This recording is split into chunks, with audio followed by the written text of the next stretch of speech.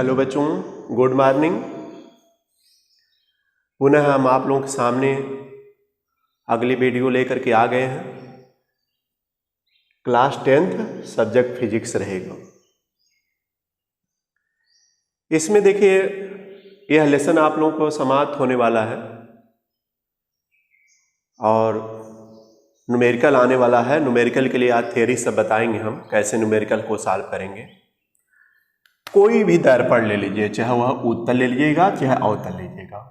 देखिए हम बना रहे एक दर्पण, आप लोग पहचान करिएगा कौन सा दर्पण है। कौन सा दर्पण है तो जवाब क्या आएगा? उत्तल दर्पण है, उत्तल दर्पण है।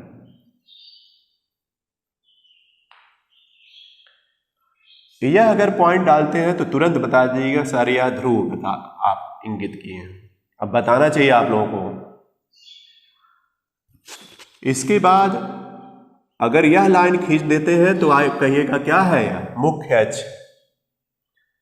अगर फिर इधर डिनोट कर देते हैं सी तो क्या कहेंगे? वक्रता केंद्र हो गया। और इसके बीच एकदम मध्य बिंदु पर क्या होता है? फोकस इसका होता है। फोकस कैसे निकालते हैं पता हो गया है, बता चुके हैं। अब एकदम अच्छे तरह से पढ़ाई करिए ताकि पूरा एक एक लेसन अच्छे तरीके से समझ में आ जाए, ताकि कहीं भी बोर्ड में किसी तरह से क्वेश्चन पूछा जाए सब सॉल्व कर लीजिए। कभी कभी दिक्कत आ जाती है, आप लोग इजी क्वेश्चन सॉल्व किए रहते हैं और सोचते हैं बोर्ड में आएगा, तो ऐसा नहीं हो पाता। अगर आपको अच्छी तरह से परीक्षा देना है यानी अच्छे अंक प्राप्त करना है तो आपको वीडियो में जो भी हम बता रहे हैं, जो भी निर्देश दे रहे हैं उसका पालन करना होगा। अगर आप ऐसा नहीं करेंगे तो ये पासिंग मार्क आ जाएगा, कभी कुछ आ जाएगा, परसेंटेज जितना चाहिए उतना नहीं आ पाएगा। तो इसको ध्यान रखिएगा सब लोग, एकदम अच्छे तरह से पढ़िए। देखिए हमने बता दिया कौन सा दर्पण बनाए हैं, उत्तल दर्पण बनाए हैं। यह इसका ध्रुव है, यह इसका फोकस है और यह इसका वक्रता केंद्र है। हमेशा हमको बताना ना पड़े, ध्यान रखिए। अब यह कोई वस्तु ले लिए, यह कोई वस्तु हो गई। क्या है यह? वस्तु है, वस्तु है यह। और यहां दर्पण के ध्रुव से वस्तु तक की दूरी कल हम बताए थे यू से डिनोट करते हैं।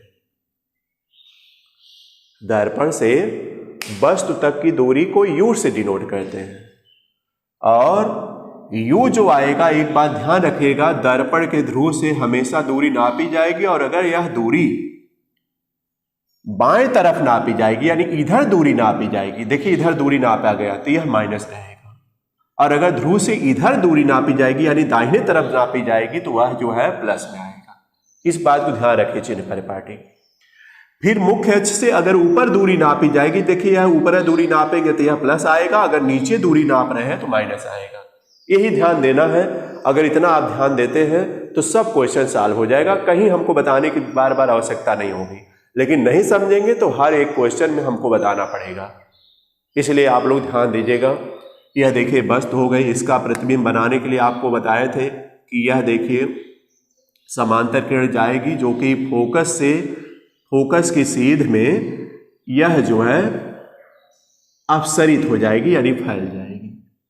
और एक बताए थे वक्रता केंद्र के सीध में जाएंगे, यानी वक्रता केंद्र के सीध में पहले डॉटेड लाइन से जाएंगे इस तरह, लेकिन यहां तक तो किरण जाएगी ही, इधर तो जाएगी नहीं पीछे की तरफ। यह तो डॉटेड लाइन मैंने एक बेस लिया है और फिर इसी तरह जाएगी, फिर इसी तरह वापस लौट जाएगी। तो यहां देखिए कट पॉइंट है, यहां पर इसका प्रतिबिंब बन गया। बार बार देखिए, इसके पहले भी बताए हैं कि इसी तरह प्रतिबिंब बना। यह प्रतिबिंब कैसा है? आभासी है। देखिए वास्तव में लाइनें नहीं काटी, आभासी है। और क्या है? वस्तु से छोटा है, सीधा है और वस्तु के दूसरी तरफ यानी दर्पण के पिछले भाग पर बना है। इतना तो आप बता सकते हैं, चूंकि कभी कभी प्रतिबिंब की प्रकृति पूछता है। तो यह क्या बन गया? यह हमने कहा इमेज यानी प्रतिबिंब जिसको आप बोलते हैं, यह प्रतिबिंब बन गया। और ध्रुव से प्रतिबिंब की दूरी जो है, अगर देखा जाए प्रतिबिंब तक की दूरी को v से डिनोट करते हैं। अब देखिए यहां पर u माइनस में होगा और v क्या होगा? प्लस में। v क्या होगा? प्लस में होगा। और इसके अलावा इसकी फोकस दूरी अगर देखा जाए तो यहां से इसकी दूरी यह नापी जाएगी। फोकस दूरी यही होती है, दर्पण के ध्रुव से फोकस तक की दूरी उसकी फोकस दूरी होती है। तो ये देखिए स्मॉल f से दिखाते हैं, यह भी प्लस आएगी। यानी आप याद रख सकते हैं उत्तल दर्पण की फोकस दूरी हमेशा प्लस रहती है। हम नहीं बता रहे हैं, बल्कि यह देखिए बता रहा है, जो चिन्ह परिपाटी आप पढ़े यह बता रहा है, लेकिन वही अवतल बनाइएगा तो देखिएगा माइनस आएगी, देख लीजिएगा आप लोग करके, तो इसको ध्यान रखिएगा सब लोग। यह हो गया। इसके बाद हमने बताया था दर्पण का सूत्र है, दर्पण कोई भी दर्पण रहेगा, दर्पण का सूत्र कहलाएगा, चाहे अवतल रहेगा चाहे उत्तल रहेगा, उसके लिए 1/f इक्वल टू होता है 1/v प्लस 1/ क्या u, यह फार्मूला हो जाता है। इस फार्मूले में अगर u दिया है, v दिया है, कोई देखिए 3 है इसमें मान, एक फोकस दूरी है, यह देखा जाए तो दर्पण के ध्रुव से प्रतिबिंब की दूरी है, u क्या है, दर्पण के ध्रुव से वस्तु तक की दूरी है। इसमें देख लीजिएगा, अगर मान लीजिए यह कहता है कि कोई वस्तु उत्तल दर्पण के सामने 10 सेंटीमीटर दूरी पर रखी जाती है, तो u बराबर देखिए -10 रखिएगा सेंटीमीटर, माइनस आएगा, तो यहाँ पर u का मान -10 रखा जाएगा। यहाँ पर कहता है प्रतिबिंब इतने सेंटीमीटर, मान लीजिए 5 सेंटीमीटर दे रहा है, तो इसका मतलब यहाँ देखिए u का मान जो है -10 आया सेंटीमीटर, और v का मान जो है +5 लिखेंगे, चूंकि देखिए यह दूरी प्लस है तो +5 सेंटीमीटर हो जाएगा, और पूछ देगा कि इसकी फोकस दूरी कितनी होगी। तो यह नोट करने के बाद देखिए लगाने का तरीका ही है, जो पॉइंट दिया है उसको नोट कर लीजिए, नोट करने के बाद लिखिएगा दर्पण के सूत्र से, इसके बाद यह फार्मूला लिखिएगा, इसके बाद इसका मान रखेंगे 1/f बराबर 1/v का मान +5, फिर प्लस 1/u का मान -10, यह रखा जाएगा, बल्कि -10 ब्रैकेट में लिखा जाए तो अच्छा रहेगा। देखिए इसी तरह मान रखेंगे। लेकिन कुछ बच्चे ऐसे हैं जो सॉल्व नहीं कर पाते हैं, समस्या आती है। अब सॉल्व करने के लिए देखिए 1/f बराबर, यह प्लस है यह भी प्लस है, तो 1/5 आएगा, या तो प्लस ही पर आता है, लेकिन यहाँ प्लस और माइनस है तो डिवाइड जब होगा तो माइनस ही आएगा, तो -1/10 इतना आना चाहिए सबको मैथमेटिकल। इसके बाद 1/f इक्वल टू हो जाएगा, इसका लघुत्तम लेंगे तो लघुत्तम जहाँ रहे 10 आएगा, 5 2 जा, यहाँ 2 -1 आ जाएगा, 1/f बराबर देखिए आ जाएगा 1/10 आ गया, और f इक्वल टू अपोजिट हो गया, f इक्वल टू आ जाएगा 10 सेंटीमीटर आ गया। देखिए बड़े आसानी से न्यूमेरिकल क्वेश्चन सॉल्व हो गया, कोई दिक्कत ही नहीं है। अगर इसी तरह आप लोग सॉल्व करिएगा तो सभी क्वेश्चन सॉल्व होंगे आगे। हाँ कुछ समस्याएं आएंगी, उसके लिए हम हैं ही, बताएंगे। तो समझ में आया होगा सबको, चिन्ह परिपाटी समझ में आ गया होगा, और उसमें बस दिया रहेगा न्यूमेरिकल क्वेश्चन में यह मान दिया रहेगा, इसको नोट करके दर्पण का फार्मूला लगा करके उसके बाद इसी तरह सॉल्व करेंगे। देखिए 10 सेंटीमीटर प्लस आई है ना, तो देखिए इसकी फोकस दूरी प्लस भी आएगी। ये ध्यान रखिएगा, आंसर भी आप मिलान कर सकते हैं कि हमारा आंसर सही है कि गलत आ रहा है। बोलिए समझ में आ गया सबको? आ गया होगा। तो चलिए देखिए, इसके बाद यह सब रफ पर रिवाइज करिए आप लोग, और रफ पर रिवाइज करने के बाद तब जो है न्यूमेरिकल क्वेश्चन लगाइएगा।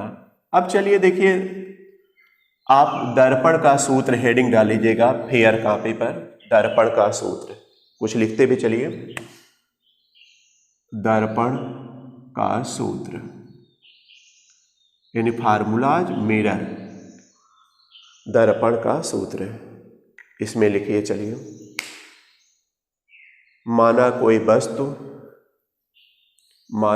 वस्तु दर्पण के ध्रुव से स्मॉल u दूरी पर रखी है, दर्पण के ध्रुव से स्मॉल u दूरी पर रखी है, और उसका प्रतिबिंब दर्पण द्वारा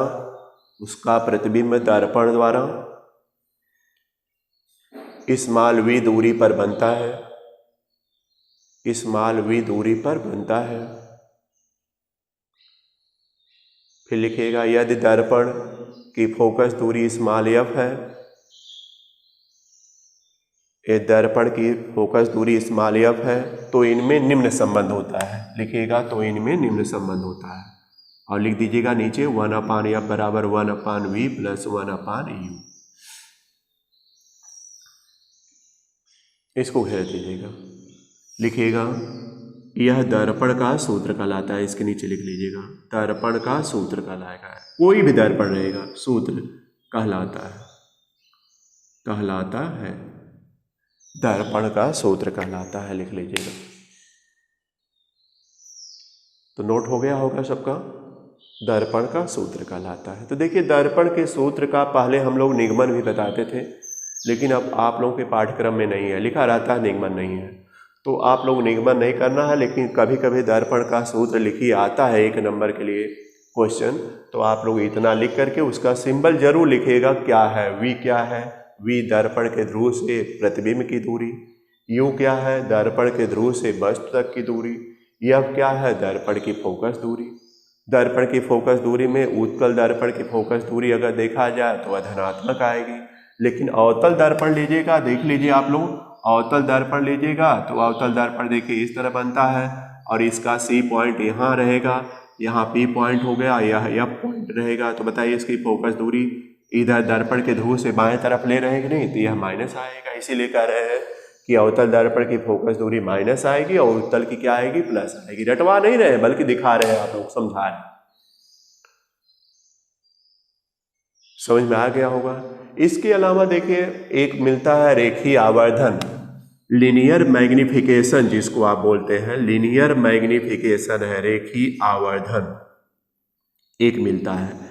रेखीय आवर्धन को स्मॉल एम से दिखाते हैं, जिसमें आई अपान ओ होता है बराबर वी अपान यू होता है। तो इसको भी आप लोग नोट करिएगा, हम समझा देते हैं। रेखीय आवर्धन हेडिंग डाल लीजिएगा, लीनियर मैग्निफिकेशन, उसमें लिखिएगा कि प्रतिबिंब की लंबाई और वस्तु की लंबाई की, यानी किसी दर्पण द्वारा बने प्रतिबिंब की लंबाई आई है, प्रतिबिंब की लंबाई, और वस्तु की लंबाई ओ लिया जाता है। प्रतिबिंब की लंबाई और वस्तु की लंबाई के अनुपात को उसका रेखीय आवर्धन कहेंगे, यानी उस दर्पण का क्या कहलाएगा, रेखीय आवर्धन कहलाएगा।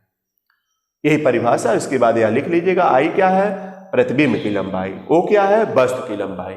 देखिए अगर मान लीजिए यहीं पर कोई वस्तु यह रखें तो इसकी लंबाई बताए कुछ ना कुछ होगी कि नहीं, 2-4 सेंटीमीटर जो भी हो यहाँ से यहाँ तक, यही जो है ओ डिनोट होता है। और इसके द्वारा जब प्रतिबिंब आप बनाएंगे, प्रतिबिंब मान लीजिए इस तरह बना, तो यह देखिए 8 से डिनोट होता है, यानी प्रतिबिंब की लंबाई। यह भी 2 सेंटीमीटर 4 सेंटीमीटर, लेकिन ध्यान रखिएगा अगर इस तरह यह है तो यह प्लस में रखा जाएगा और यह जो है क्या रखा जाएगा, माइनस में रखा जाएगा। इस बात को भी ध्यान रखिएगा। और वी और यू क्या है, तो यह तो आप जान ही रहे क्या है, इसके बारे में भी लिख डालिएगा। इस फार्मूले का भी निगमन नहीं है। और इसके अलावा एक फार्मूला हम आपको बता चुके हैं, फोकस दूरी बराबर वक्रता त्रिज्या बटे 2। यह 3 फार्मूले, यह और यह फार्मूले लग करके, कभी कभी तो ऐसा होता है कि तीनों फार्मूले लगाने की आवश्यकता होती है, कभी इसी से काम चल जाता है, कभी कभी इसको पूछता है तो यह भी काम चल जाता है, कभी कभी तीनों मिक्स करके देता है, तो उसमें आप लोग परेशान हो जाते हैं। लेकिन सावधानी से अगर सॉल्व करिएगा तो सॉल्व हो जाएगा। ऐसे क्वेश्चन हम अगली वीडियो में आप लोगों को लेकर आएंगे। अब इसके बाद लेसन में बचा है क्या, वही दर्पण की पहचान कैसे करेंगे। पहचान में देखिए अगर आप देखते हैं तो अगर मान लीजिए किसी दर्पण को टच करिए, स्पर्श करके भी पहचान होती है। अगर टच करिए, स्पर्श करिए, अगर उसका तल समतल लगेगा तो वह समतल रहेगा, अगर उसका तल दबा हुआ रहेगा तो अवतल रहेगा, अगर उसका तल उभरा हुआ नजर आएगा तो वह उत्तल रहेगा। इसी तरह पहचान स्पर्श करके होती है। प्रतिबिंब देख करके पहचान किया जाता है। देखिए प्रतिबिंब आप देखे होंगे कि अवतल दर्पण द्वारा जो भी प्रतिबिंब बना है वह वास्तविक बना है, उल्टा भी हुआ है। एकाक जगह केवल दर्पण के फोकस और ध्रुव के बीच में जब वस्तु रखी गई थी तो उसका प्रतिबिंब आभासी बना था। तो प्रायः आप लिख सकते हैं कि अवतल दर्पण द्वारा जो प्रतिबिंब बनता है वह वास्तविक बनता है, जबकि देखा जाए तो उत्तल दर्पण द्वारा जो प्रतिबिंब बनता है वह आभासी बनेगा, वस्तु से हमेशा छोटा ही रहेगा। तो प्रतिबिंब देखकर भी पहचान कर सकते हैं, लेकिन जो हमने बताया है उसको ध्यान रखिएगा। इसके बाद आती है दर्पण का यूज कहाँ होता है, प्रयोग कहाँ करते हैं। तो देखिए इसका प्रयोग तो चिकित्सा क्षेत्र में जो डॉक्टर है नाक कान गला या दांतों में अगर कोई चीज़ की यानी दांत में अगर किसी चीज़ का पता लगाना है तो उसका बड़ा प्रतिबिंब करके देखा जाएगा, कान में किसी चीज़ का बड़ा प्रतिबिंब करके देखा जाएगा, तो दर्पणों का प्रयोग किया ही जाएगा जिससे बड़ा बनेगा। इसी तरह से बुक में भी दिया है, आप लोग उसको भी पढ़िएगा। उसके अलावा हम बताते रहेंगे, इसको लिखवाने की कोई बात नहीं होती है, कुछ अपने से दिमाग में भी रखा जाता है, सब चीज़ लिखी नहीं जाती है। तो सबको समझ में आया होगा। आज इतना ही रहने देते हैं। धन्यवाद।